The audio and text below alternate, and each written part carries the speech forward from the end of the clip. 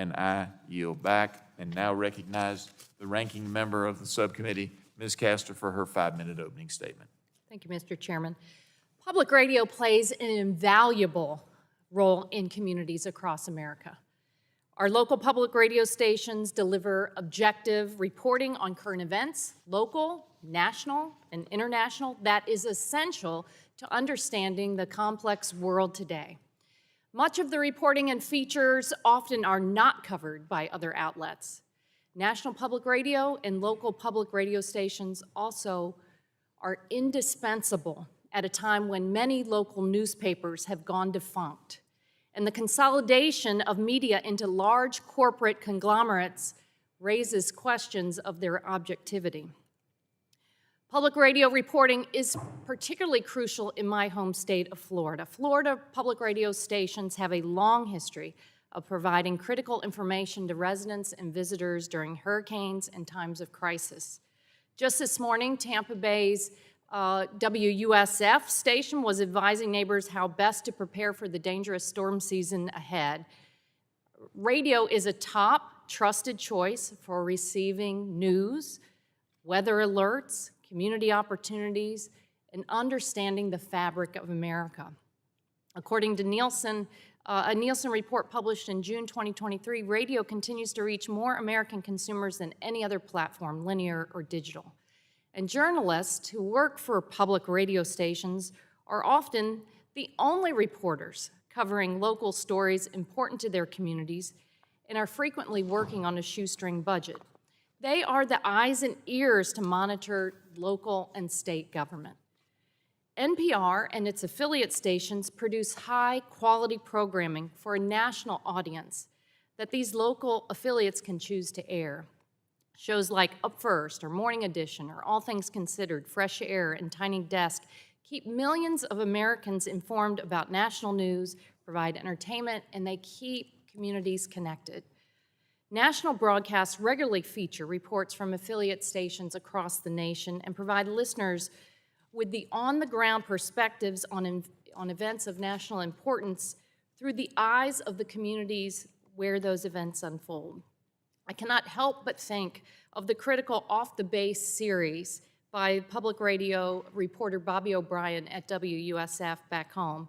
Off the Base told the stories of various active duty, retired military, and family members to give the civilian community a better understanding of the challenges of military life during the wars in Iraq and Afghanistan.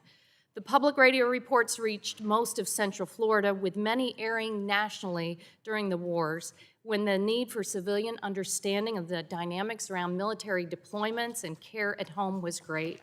Bobby O'Brien told poignant stories of military families dealing with multiple deployments and how families at home dealt with their life when the service member was in harm's way and after they came home.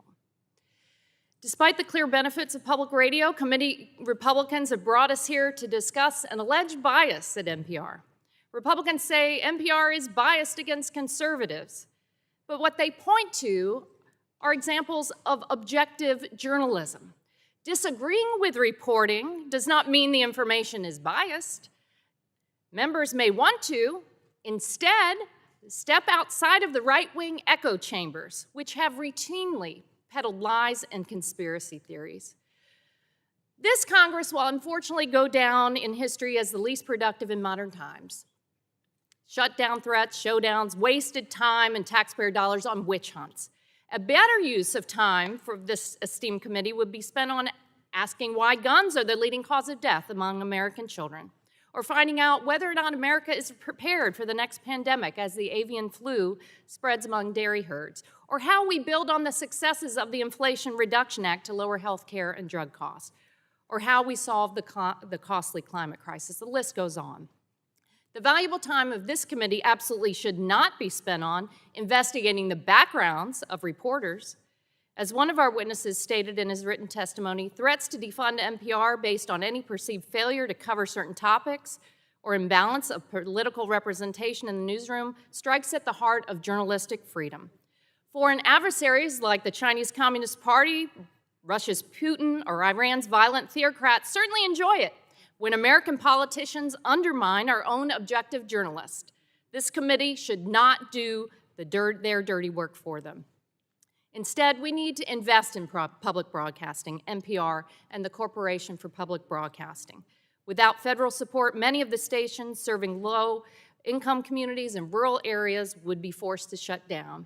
Congress decided to invest in public radio more than 50 years ago, in part to serve as a lifeline for underserved communities.